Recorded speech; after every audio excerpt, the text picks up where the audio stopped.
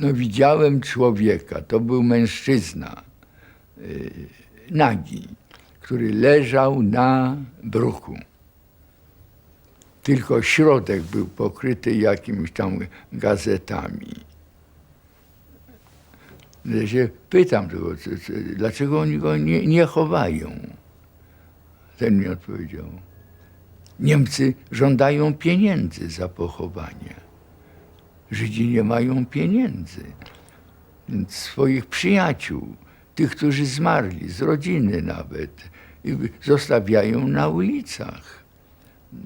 Zabierają im ubranie, buty. Zima nadchodzi. Każda szmata jest cenna. Znowuż tam idziemy. No znowuż widzę tę kobieta jakaś. I ona miała tutaj to niemowlę. I otwarte miała to pierś. No i on ssało tą pierś. A ta pierś, ja nigdy w życiu czegoś podobnego nie widziałem. To nie była pierś, tylko taki płaski kawał mięsa, który tutaj było straszne. No i wyszła. Pamiętam tego Żyda.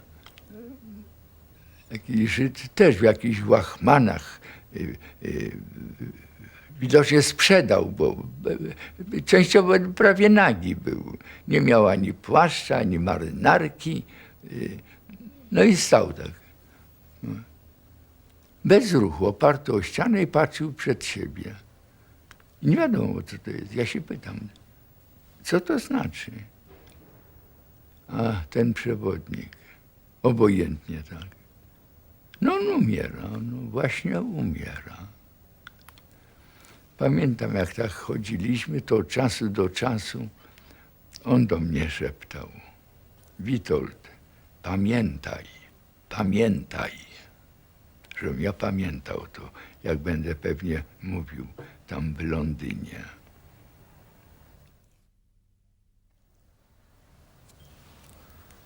Już na początku, i to prawie na pewno to był buntowiec, zapytał mnie, czy pan wie, co się tutaj dzieje z Żydami?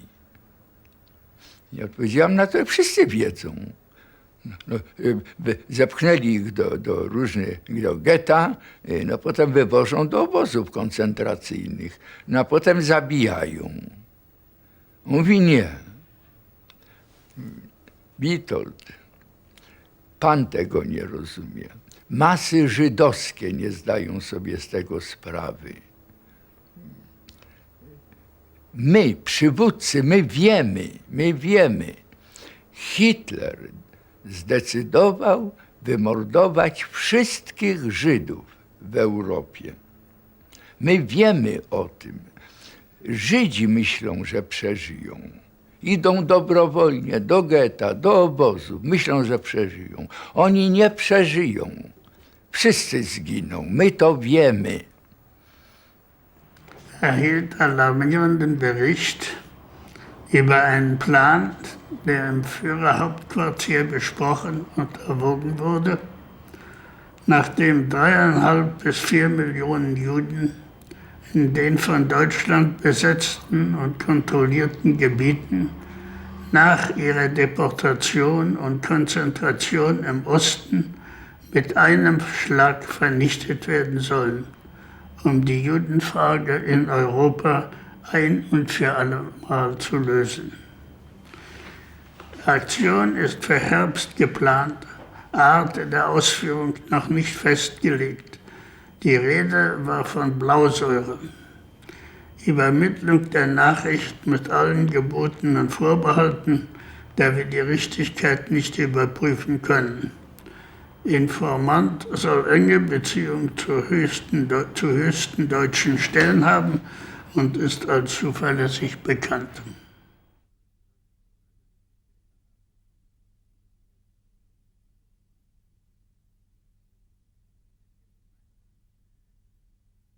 Wir befanden uns am 1. August 1942 14 Tage vorher hatte eine riesen Verhaftungswelle in ganz Westeuropa stattgefunden. In Amsterdam, in Antwerpen, in Brüssel, in Paris, in Marseille, in Lyon, in allen großen Städten waren Zehntausende von Juden verhaftet worden. Und keiner wusste, warum, was, weshalb in diesem Moment. Alles um den 14., 15. Juli herum. Und wir hatten darüber sehr genaue Nachrichten über die Verhaftung, über das, was mit den Juden geschah, wie man sie in die Lager brachte, wie man schon einen Teil von ihnen in Züge deportierte nach dem Osten schickte. Aber was geschah da? Und der Bericht von dem deutschen Industriellen gab die Antwort, dass das nicht ein Plan war, die Juden in Osteuropa umzubringen, sondern ein Gesamtplan, der das ganze europäische Judentum erfasste. Tam były dzieci, ale te, które były na ulicy, no nie miały żadnej ochrony, widocznie bezdomne już zostawione tam przez rodziców. Jakaś grupka, pamiętam, to był placyk taki, jakieś drzewka takie suche już. No i one tak, co się tam bawiły. A to były dzieci, 5-6 lat, nie młodzież, dzieci. No ja mówię, a co oni tam robią? No mówię, no bawią się. I pamiętam, to ja powiedziałem, panie, one udają, że się bawią. No nic na to, idziemy dalej. To było okropne. To, co ja widziałem w getcie, to było okropne. I to był wrzesień 1942 roku. Niczego podobnego ja w życiu nie widziałem. Nigdy. W żadnym teatrze, w żadnym kinie. Nigdy tego ludzkości nie pokazywali. To, co ja widziałem w rzeczywistości w getcie warszawskim we wrześniu 1942. Jetzt gehen Sie mit dieser Information zum amerikanischen Konsulat in Genf und sagen denen, dass Sie ein Telegramm abschicken möchten. Und Sie sprechen. Nein, ich sage, informiert eure Regierung. Und Nummer 2, ihr habt Secret Service, ich habe nicht. Prüft es nach. Und Nummer 3, gibt dieses Telegramm meinem Präsidenten. Das ist eine sehr logische Folge.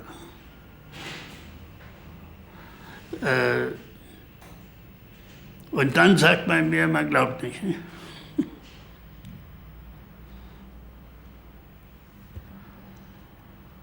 Und dann bringe ich alle möglichen Daten bei, die beweisen, dass die unterstützen die These. Nein, ich habe schon sehr logisch gearbeitet. Ich finde im Grunde die Logik eine meiner stärksten Gaben. Es war eine absolute politische Aktion. Aber vielleicht zu naiv. Ich habe doch viel zu sehr geglaubt, dass man reagieren wird. Was man reagieren, wie man reagieren, wusste ich nicht. Aber ich habe Vertrauen gehabt in die Leute in der westlichen, freien Welt, dass sie das ernst nehmen werden. Ahnten Sie damals im Sommer 1942, dass dieser Plan nicht nur in Diskussion war, sondern schon im Gange war? Ja, absolut.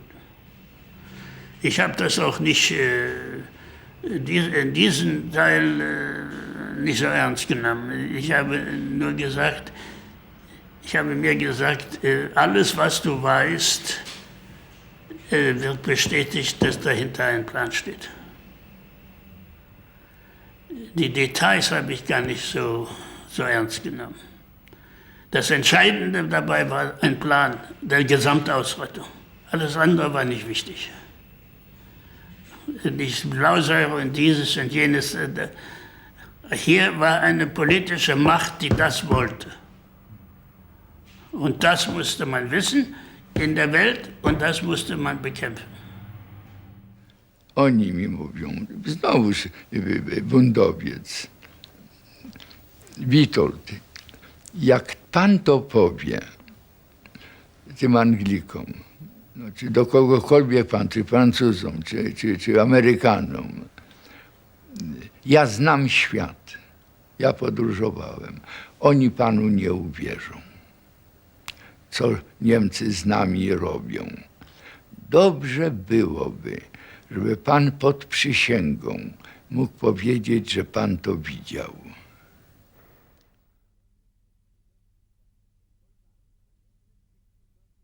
No kolbami i wszystkich do tych wagonów. Te wrzaski, krzyki. Niektórzy nie chcieli iść, to kolbami ich pchali. A najgorsze było, że taki wagon już był pełny. To wtedy Żydzi, którzy byli w tym wagonie, już nie chcieli innych przyjmować. To bronili się, odpychali tych innych. No to oni kolbami tam i znowuż wpychali tam ludzi. Pamiętam, były takie wypadki, że już nie mogli więcej dalej. A jakieś tam były dzieci pod ręką. To łapali te dzieci i na głowy tam wrzucali. Zupełnie jak no nie wiem co. To straszne było. No te wrzaski, to rozpacz. Strzelali na postrach, żeby nie w tłum, tylko żeby panikę, żeby byli posłuszni rozkazom. No i ten pociąg potem poszedł. I was in the squad of the prisoners who cleared up the mess which remained when the people were liquidated, because the transport was sometimes coming on in 1 or 2 hour intervals. And the new coming transport was always coming to a spot clean platform without any trace of a transport before. And the transports were coming to Auschwitz, sometimes 5 a day, sometimes 2 a day, sometimes 1 a day, sometimes 16 a day, and an average transport contains 3,000 people. So you could see the process of this voyage daily on 1,000 to 20,000 people, and I realized that this was systematical. You see, Auschwitz didn't fall down from the skies.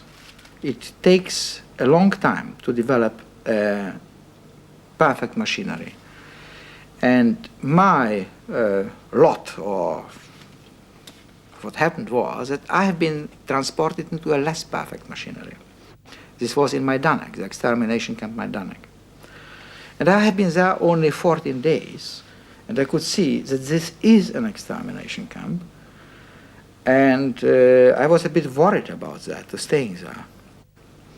And then they came and told me, in general, they said that they are needing 400 volunteers to work on the fields who are in good shape.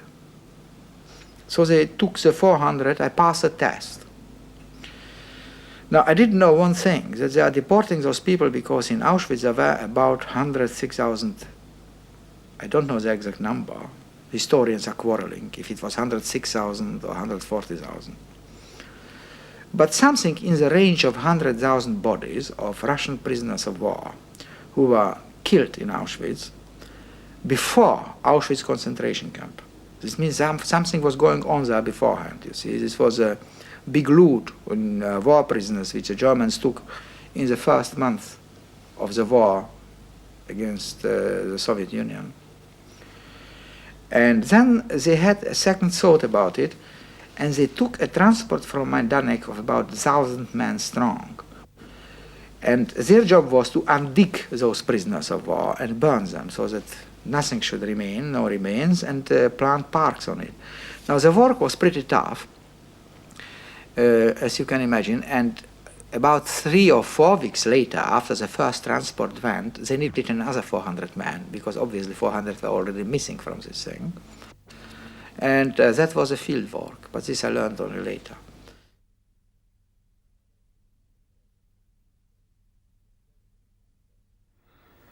At a certain point, I remember the Jewish problem entered our conversation, and I told him what I saw in the concentration camp, in the Warsaw ghetto.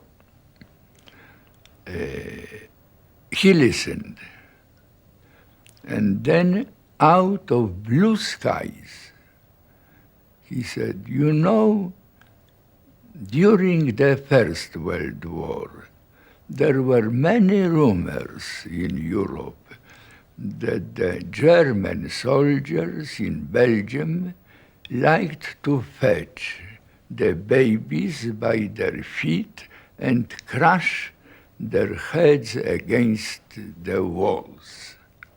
We knew that those rumors were untrue, but we didn't do anything to deny them. They were good for the morale of our people. Mr. Karski, you are doing a great job. We stand behind you. Inform the writers, inform the editors, try to get in touch with as many people as possible, speak about it. If such a statement would be made today, I am an old man, 83-year-old, I would ask your lordship, why did you tell me this little story about the First World War? At that time, I did not say it, but I understood. If you take 1,000 people and tell them, even if they are thirsty, even if they are hungry, even if they are emaciated, even if they are degraded, and you tell to those 1,000 people, now we are going to execute you. We are going to kill you all. There is between 1,000 people always a one who makes the first step, and the next follow. It would be a massacre. They could always take 1,000 people, tell them with a smile, okay, now boys, all of you, none of you will be left. We are going to mow you down. There would always be one between 1,000 who would make the first step, who would be first shot down. But the next will go. We have seen it on the front, later I have seen it. There is always one who is the first who comes out from the trenches. It is only a split second, but that's the man who matters. The mass moves after him. And that's what the Nazis knew very well. Their knowledge of human mentality, it was very high. I would not underestimate them. The principle was that they never did this. When they had 1,000 people, their principle was different. They put a pole in a distance, and they said, the 25 who will be first at that pole will live. Now, Los. The first reaction of the mass was, I must be between those 25. In other words, by giving always the chance to a fraction, they achieved always their goals. Das ist ein Telegramm von mir abgegangen am 19. Januar an Stephen Weiss gerichtet. Den Präsidenten des Jüdischen Weltkongresses. Und das fängt an mit folgenden Worten. Mass executions Poland, now confirmed by different sources. One report states 6,000 killed daily, one place Poland. Stop. Before being killed, a Jew must strip clothes being sent Germany. remnant Jews, Poland now confined 55 ghettos, partly old ghettos, larger towns, partly small places transferred into ghettos.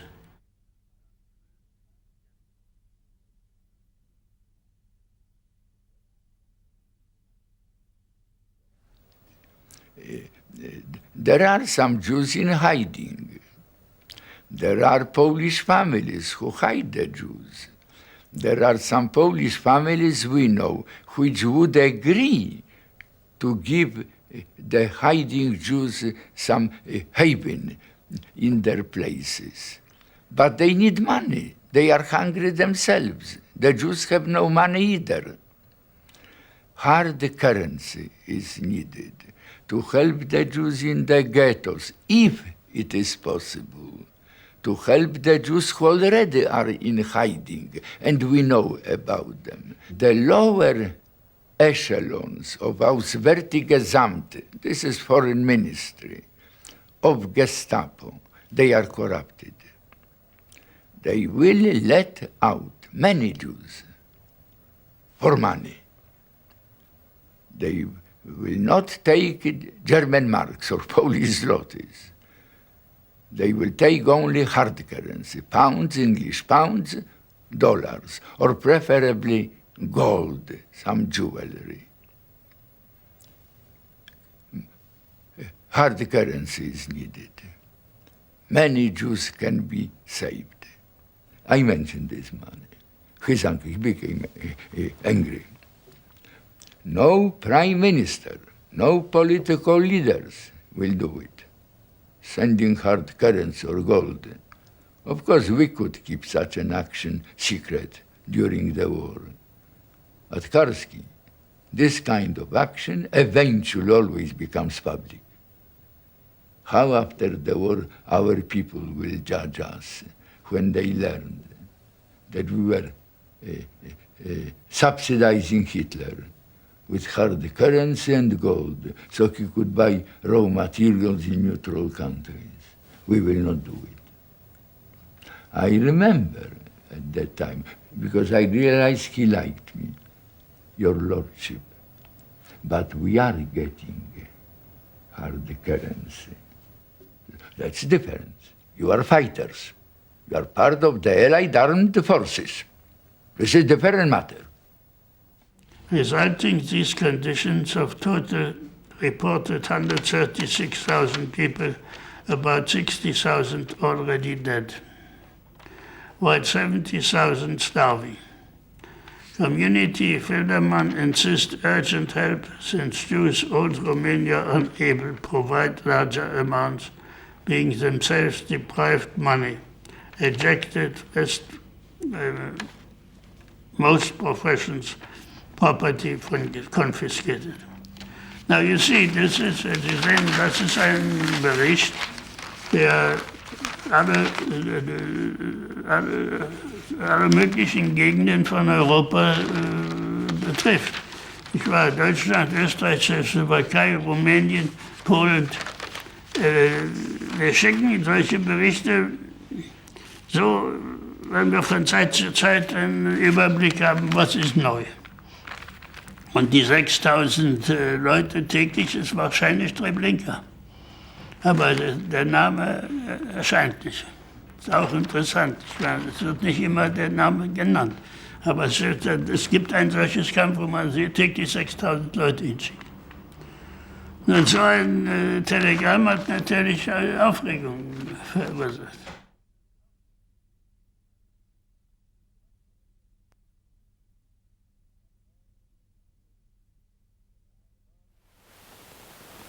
There are 4 million Jews surviving in Europe. The Germans have promised to deliver to the world, by the end of the year, a Christmas package of 4 million dead Jews. And this is not a Jewish problem. It is a problem that belongs to humanity, and it is a challenge to the soul of man.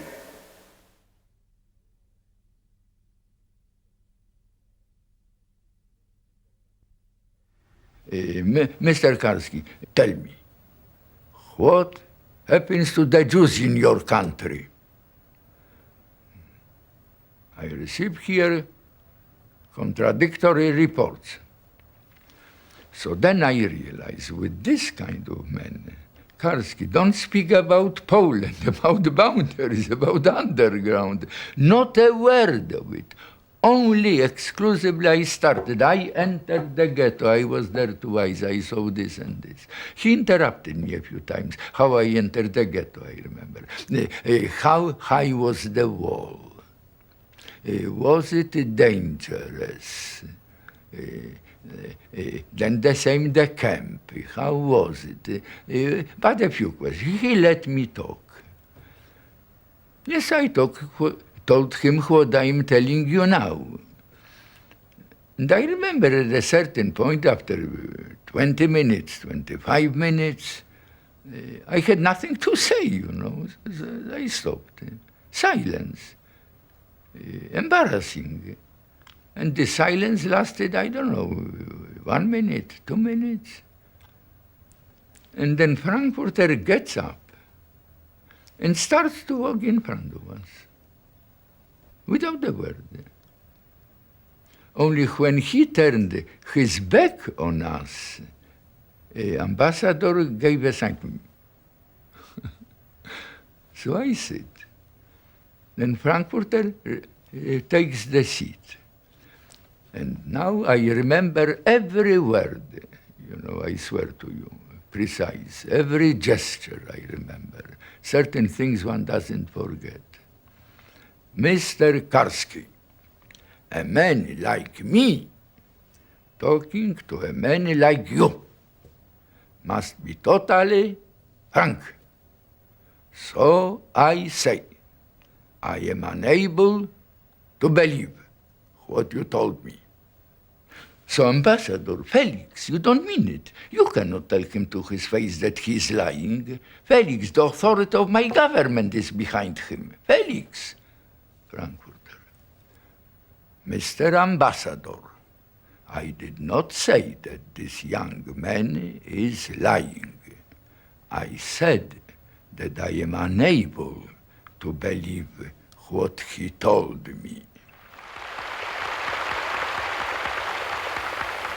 It may bring some understanding of what has happened to the Jewish people in Hitler-conquered Europe when you are told that more Jews have been slain in every brutal way in Hitler Europe within this year than will be the number of deaths in the English and American armies throughout this war.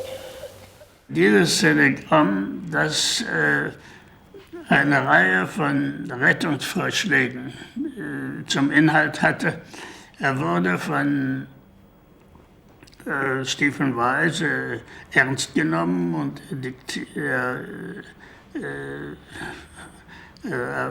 hatte Unterhaltung sowohl mit dem Präsidenten Roosevelt wie mit dem Finanzminister Morgenthau darüber, und man hat im Prinzip die Vorschläge gebilligt.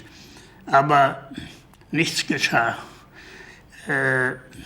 Und als er dann einige Monate später wieder vorstellig wurde, hat Morgenthau seine zwei Assistenten beauftragt, festzustellen, woran das lag, dass nichts geschehen sei.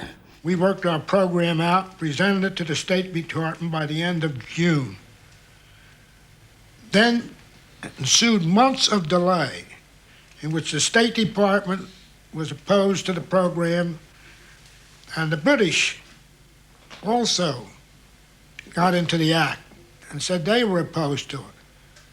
And their reason for opposition, which was the thing that I guess that shocked me the most in that early stage, was that they said that they were opposed to any program designed to rescue the Jews because, quote, of the difficulties of disposing of any considerable number of Jews should they be rescued. That astounding cable came to the State Department late in 43, in December. And it was such a shocking cable that even Secretary Hall had prepared a memorandum which he showed to Secretary Morgenthau. And as a result of that particular contact, Secretary Morgenthau, who was equally shocked, requested an investigation be made of the whole matter, of the State Department's handling of this problem of the murder of the Jews. I was summoned to the White House with the ambassador. Exactly, I remember on July 28, 1943. The ambassador told me to be as short, precise as possible, because the president will give me probably no more time, 10, 15 minutes. He's the busiest man in the world. Actually, he kept me 1 hour and 20 minutes. Now, Ciechanowski advised me not to speak at least too much about my own experiences. Because in London, several people said that Karski exaggerates, seeing in me a fanatical anti-German. And my story, to a great extent, is exaggeration, anti-German, to emphasize Germans are bad, bad, bad, etc. So this I remember. I manipulated the Jews, came the point with the Jews. Mr. President, the difference has to be made. The Germans, they deny education to my people. The punishment for any disloyalty is awful. They use my people for the hard work. They try to make out of my nation of slaves. With the Jews is different. They want to exterminate all of them. The result of that investigation led me to prepare a report which I have in my hands dated January 13th, 1944, entitled Report to the Secretary on the Acquiescence of this Government in the Murder of the Jews. That is a very severe indictment, is it not? Yes, it is. Are you saying you uncovered a State Department conspiracy deliberately designed to suppress reports coming from Europe about the annihilation of the Jewish population there? That is correct. I got up, and this I remember well. I said, Mr. President, I am going back to Poland. Everybody will know that the President of the United States received me. Mr. President, everybody will ask me, what did the President tell you? What is going to happen to us? Now I remember the President, he smoked continuously, long cigarette and a long cigarette holder with his majestic voice. Smoking, you will tell your leaders that we shall win this war. You will tell them that the guilty ones will be punished for their crimes. Justice, freedom shall prevail. You will tell your nation that they have a friend in this house. This is what you will tell them. So I remember when we left the embassy through the side door, going to the ambassador's limousine. I was very proud. I made the president friend of Poland. And the ambassador, an experienced diplomat, whispered to me, well, the president did not say much. Sie schilderten in diesem Bericht die systematische Sabotagearbeit im State Department gegen alles, was jüdische Themen zum Gegenstand hatte und alles, was versuchte, den Juden in Europa Rettung zu bringen. Das begann mit der Unterdrückung meines Telegramms an Stephen Wise. Das wurde fortgesetzt in der Instruktion, man solle keine Telegramme mehr von mir akzeptieren, wenn man die Quelle abschneidet, dann können die jüdischen Organisationen in Amerika keinen Krawall machen. Und das bezog sich dann auf die konkreten Vorschläge zur Rettung, die ich in dem Telegramm im April 1943 gemacht hatte. Als Morgenthau das sah, ging er mit diesem ziemlich einschneidenden und man kann sagen provozierenden Bericht zum Präsidenten Roosevelt. Aber er brachte ihm nicht nur diesen Bericht, der einen großen Skandal hätte hervorrufen können, sondern er brachte ihm auch einen positiven Vorschlag. Und dieser positive Vorschlag war die Gründung des War Refugee Boards, einer speziellen Autorität der amerikanischen Regierung, die man einsetzen sollte, um die Rettung der Juden in den Naziländern zu bewerkstelligen. I might say that I personally feel that part of the reason for the formation of the board was the fact that President Roosevelt realized that if these facts became public, it would be dynamite. In fact, I never said this before publicly, but I don't mind saying it now. I had some hesitation as to what the president might do, and I told Secretary Morgenthau personally that unless the president took some strong action, that I plan to resign and leak the facts, give out the facts. Leak is not the word. To give out the facts to the public. Es war sehr spät. Es war 18 Monate nach meinem ersten Telegramm. Millionen Juden waren in dieser Zeit umgebracht worden. Aber es ist die einzige positive Reaktion, die seitens der alliierten Regierungen gegenüber der Endlösung unternommen wurde. Die amerikanische Regierung ist die einzige, die etwas Positives getan hat. Und mit der Einrichtung des War Refugee Boards hatten wir in der Zukunft die Hilfe der amerikanischen Regierung in allen neutralen Ländern durch spezielle Beamte, die in den verschiedenen Gesandtschaften und Botschaften eingesetzt waren, um uns zu helfen und um Juden zu retten.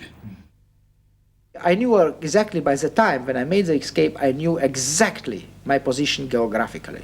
It took me about 14 months to realize what is my geographical position in Auschwitz. I found between the belongings of a child an atlas of the world, which was not bad. It was an atlas for school children. In that time, there was going on a great building of the camp, expansion of the camp of Auschwitz within the inner circle and outer guard circle, and there was a lot of wood, and that wood was made by prisoners unknown to me in such a way, about 20 wagons of wood, that inside was an empty space in which I could hide for those 3 critical days with my friend Wetzlar. The trick was that neither the SS, nor the capos, nor the informers, and above all, those 200 well-trained dogs shouldn't find me there. If I survived the 3 days, then, after 3 days, they would draw down the large chain of guards for the next night, and this means that between me and the vault, apparently there would be no obstacle.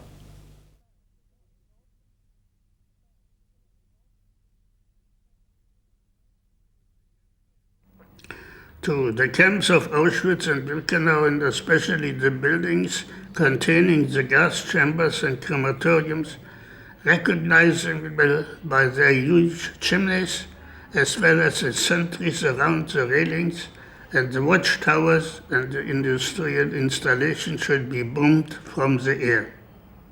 3. The following main railway lines, which are used for the daily transport, should also be bombed. Kozice, Kaszał, Kisak, Prešov, Novi Sad, Nowe Mesto pod Zatorem Macelabury, Munkac, Laworczny, the railway junction Kop. Somebody brought the message, apparently, asking the Allies to bomb railroads leading to Auschwitz. Now, in my presence, they discussed this subject, although I had nothing to do with it. Yeah, you know, they trusted me. They were angry, contemptuous, those crazy Jews. They don't know what they are talking about. They lost sense of reality. To bomb railroads.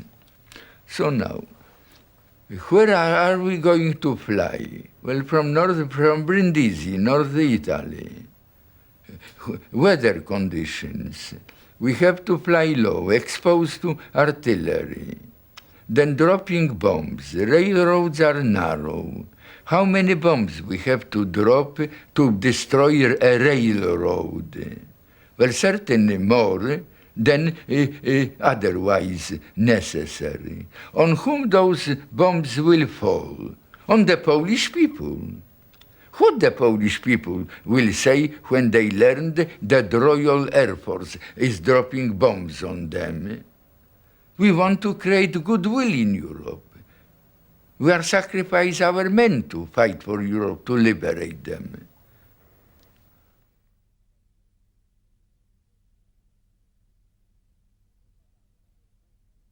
There was no doubt about my identity, and they had an exact date of my deportation. And also they had a list of deportees in that train, which left Slovakia on 14th June 1942. So apart from identifying me from the picture and identifying the number of wagons in which I was, and they knew that I can't know very many people from other wagons, they wanted to know who was in the transport. They had the list. I could reel off the names, say 30, 40, 50 names, and it was established that I have been deported and that I'm the first man to come back. The question was if it is true what I'm saying or not. And on that, the thing concentrated. We were 2 with my friend Wetzlar. They brought a battery of lawyers who were well acquainted with cross-examinations, and I immediately said that I agree to be cross-examined apart from Wetzlar. This means that we are separately cross-examined. And it took them about 6 hours. And then they came from the 2 rooms after the cross-examination, and they were professional lawyers. And they arrived to the conclusion that if we are lying, that it would be quite an unusual lie. Ich habe Parallelen gemacht zwischen den Bildern der Aufklebung aus der Luft und den Zeichnungen von Herrn Vrba und anderen in dem Bericht über Auschwitz, das war genau so an denselben Stellen. Das hatten sie auf den Fotos, sie hatten das auf ihren Zeichnungen. Man hat uns belogen. Man hat uns alle möglichen Dinge erzählt, die einfach nicht wahr sind. Man kann nicht zurückfliegen, es ist zu weit. Die Bomber, dann 5 Kilometer von Auschwitz haben sie Monowitz 5-mal bombardiert. In derselben Zeit. Also haben sie uns belogen. Ich habe keine Antwort darauf. Das ist nicht mal, wie man hier sieht, nicht mal die politische Führung, die daran schuld war, sondern die militärische und zivile Bürokratie, die überhaupt nie irgendeinen Finger geregt hat, irgendwas zu machen, um Menschen zu retten. Der Krieg muss gewonnen werden. Dann habe ich gesagt, und wenn sie alle tot sind, dann, was habt ihr davon? Der Krieg muss gewonnen werden. Das ist auch ein Wahnsinn gewesen. Warum konnte man da nicht, wenn man das gemacht hat, hätte man doch aufgehalten, den ganzen Prozess. Und der Prozess war, dass jeden Tag 6.000 Menschen da umgebracht werden. I think that sitting there in Auschwitz with my comrades, we were asking ourselves, what is going on in the world outside? Is there still a world outside? There was no evidence of it. It looked as if Auschwitz was commensurate with the entire extent of the universe. Nothing. We kept asking ourselves, do they know what is happening here to us? Do they care? Are there no Allied bombers to come and wipe out these tremendous railway lines and gas chambers and crematoria and hundreds of barracks in what must have been at that time one of the most populated cities of Europe, with the most transient population in all history? Arriving, going to the gas chamber, constantly replenished. Where were the Allies? Was there no Red Army left? Were the British still fighting? America, where are you? All of these unanswered questions. And that was to us incomprehensible. And I think that many of us must have come to the conclusion that the millennium of the Third Reich had really begun.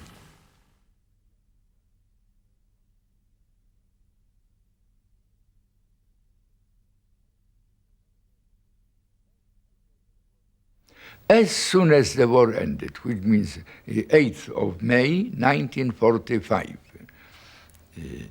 immediately hundreds of the most prominent Americans went to Germany to see what happened over there.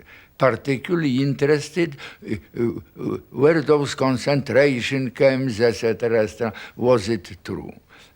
Diplomats, scholars, political leaders, congressmen, senators, bishops, church hierarchs, went hundreds of them almost immediately to Europe to see what happened. And now, you can check on the record if you read the press of that time. Almost everybody, having returned, made a public declaration. He was taken by surprise.